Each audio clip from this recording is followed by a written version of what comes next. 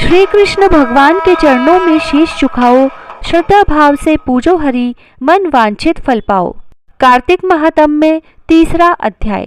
सत्यभामा ने कहा, हे प्रभु, आप तो सभी काल में व्यापक हैं और सभी काल आपके आगे एक समान है। फिर यह कार्तिक मास ही सभी मासों में श्रेष्ठ क्यों है? आप सब तिथियों में एकादशी और सभी मासों में कार्तिक मास को ही अपना प्रिय क्यों कहते हैं? इसका कारण बताइए। भगवान श्री कृष्ण ने कहा, हे भामिनी, तुमने बहुत अच्छा प्रश्न किया है। मैं तुम्हें इसका उत्तर देता हूँ, ध्यान पूर्वक सुनो। इसी प्रकार एक बार महाराज बेन के पुत्र राजा पृथु ने प्रश्न के उत्तर में देव ऋषि नारद से प्रश्न किया था और जिसका उत्तर देते हुए नारद जी ने उसे कार्तिक मास की महिमा बताते हुए कहा, हे राजन, एक समय शंख नाम का एक राक्षस बहुत बलवान व अत्याचारी हो गया था। उसके अत्याचारों से तीनों लोकों में त्राही त्राही मच गई। उस शंखासुर ने स्वर्ग में निवास करने वाले देवताओं पर विजय प्राप्त कर इंद्रादि देवताओं एवं लोकपालों के अधिकारों को छीन लिया। उससे भयभीत होकर समस्त देवता अपने परिवार के सदस्यों के साथ सुमेरु पर्वत की गुफाओं में बहुत दिनों तक छिपे रहे। तत्पश्चात वे निश्चिंत होकर सुमेरु पर्वत की गुफाओं में ही रहने लगे। उधर जब शंखासुर को इस बात का पता चला कि देवता आनंद पूर्वक सुमेरु पर्वत की गुफाओं में निवास कर रहे हैं, तो उसने सोचा कि ऐसी कोई दिव्य शक्ति अवश्य है जिसके प्रभाव से अधिकारहीन यह देवता अभी भी बलवान है। सोचते सोचते वह इस निर्णय पर पहुंचा कि वेद मंत्रों के बल के कारण ही देवता बलवान हो रहे हैं। यदि इनसे वेद छीन लिए जाएं तो वे बलहीन हो जाएंगे।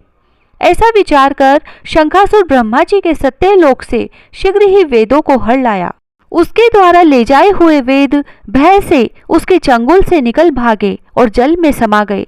शंखासुर ने वेद मंत्रों तथा बीज मंत्रों को ढूंढते हुए सागर में प्रवेश किया, परंतु न तो उसको वेद मंत्र मिले और न ही बीज मंत्र। जब शंखासुर सागर से निराश होकर वापस लौट गया तो उस समय ब्रह्मा जी पूजा की सामग्री लेकर सभी देवताओं के साथ भगवान विष्णु की शरण में पहुंचे और भगवान को गहरी निद्रा से जगाने के लिए गाने बजाने लगे और धूप गंध आदि से बारंबार पूजन करने लगे। धूप दीप नैवेद्य आदि अर्पित किए जाने पर भगवान की निद्रा टूटी और वह देवताओं सहित ब्रह्मा जी को अपना पूजन करते हुए देखकर बहुत प्रसन्न हुए। मैं आप लोगों के इस कीर्तन एवं मंगलाचरण से बहुत प्रसन्न हूँ। आप अपना अभीष्ट वरदान मांगिए, मैं अवश्य प्रदान करूँगा। जो मनुष्य आश्विन शुक्ल की एकादशी से देवोत्थान एकादशी तक ब्रह्म मुहूर्त में उठकर मेरी पूजा करेंगे, उन्हें तुम्हारी ही भांति मेरे प्रसन्न होने के कारण सुख की प्राप्ति होगी।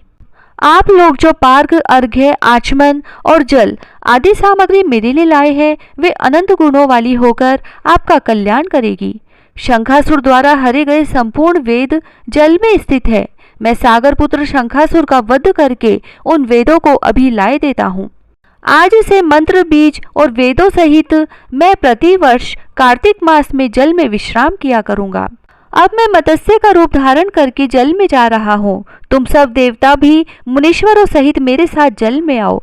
इस कार्तिक मास में जो श्रेष्ठ मनुष्य प्रातःकाल स्नान करते हैं, वे सब यज्ञ के अवभृत स्नान द्वारा भली भांति नहा लेते हैं। हे देवेंद्र, कार्तिक मास में व्रत करने वालों को सब प्रकार से धन, पुत्र पुत्री आदि देते रहना और उनकी सभी आपत्तियों से रक्षा करना। हे धनपति कुबेर, मेरी आज्ञा के अनुसार तुम उनके धन धान्य की वृद्धि करना, क्योंकि इस प्रकार का आचरण करने वाला मनुष्य मेरा रूप धारण करके जीवन मुक्त हो जाता है। जो मनुष्य जन्म से लेकर मृत्यु पर्यंत तक विधि पूर्वक इस उत्तम व्रत को करता है, वह आप लोगों का भी पूजनीय है।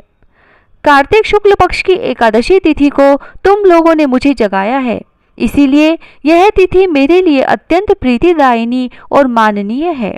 हे देवताओं, यह दोनों व्रत नियम पूर्वक करने से मनुष्य मेरा सानिध्य प्राप्त कर लेते हैं। इन व्रतों को करने से जो फल मिलता है वह अन्य किसी व्रत से नहीं मिलता। अतः प्रत्येक मनुष्य को सुखी और निरोग रहने के लिए कार्तिक महात्म्य और एकादशी की कथा सुनते हुए नियमों का पालन करना चाहिए। ओम नमो भगवते वासुदेवाय। 3 अध्याय समाप्त। जय श्री राधे।